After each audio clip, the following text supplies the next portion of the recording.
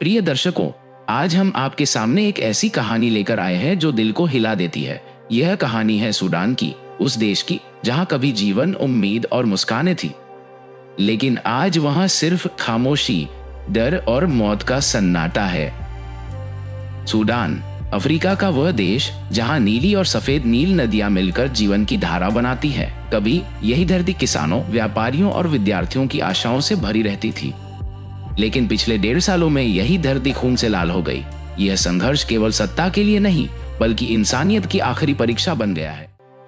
सोचिए उस माँ के बारे में जो अपने नवजात शिशु को गोद में लेकर अस्पताल की ओर भाग रही है, लेकिन अचानक उसके सामने उसका घर, उसके सपने, सब कुछ ध्वस्त हो जाता है। यह कोई फिल्म नहीं, यह सच्चाई है सूडान के अल फाशिर शहर की।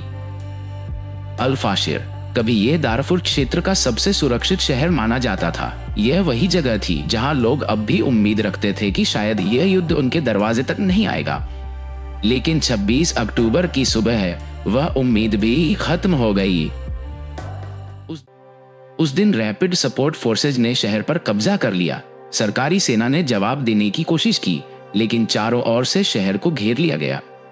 बिजली चली गई, पानी बंद कर दिया गया और लोग अपने घरों में कैद हो गए। और फिर शुरू हुआ एक ऐसा नरसंहार जिसकी कल्पना भी इंसानियत को शर्मसार कर दे। सिर्फ 48 घंटे, और उन 48 घंटों में हजारों जिंदगियां खत्म हो गई। वह मातृत्व अस्पताल जहां 460 मासूमों ने अपनी आखिरी सांस ली।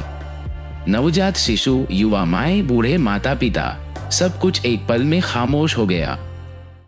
एक स्थानीय डॉक्टर ने बताया, हम मरीजों को बचाने की कोशिश कर रहे थे, लेकिन गोलियां खिड़कियों से अंदर आ रही थी।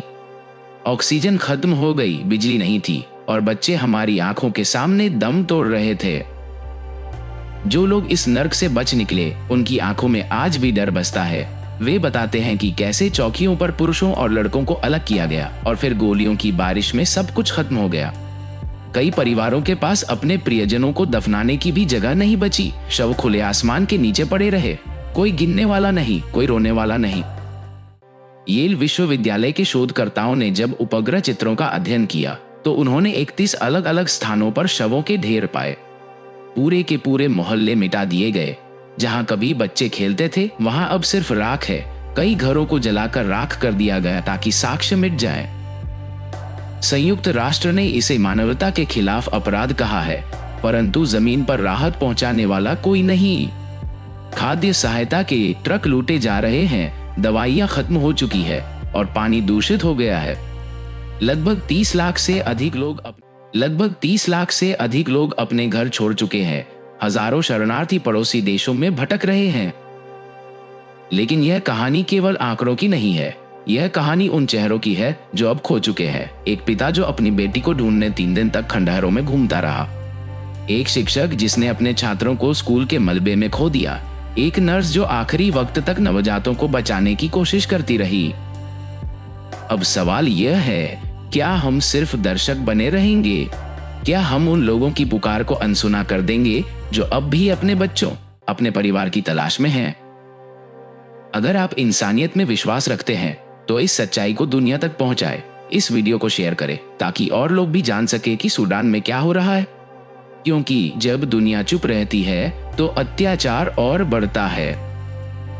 जागरूकता ही पहला कदम है बदलाव की ओर।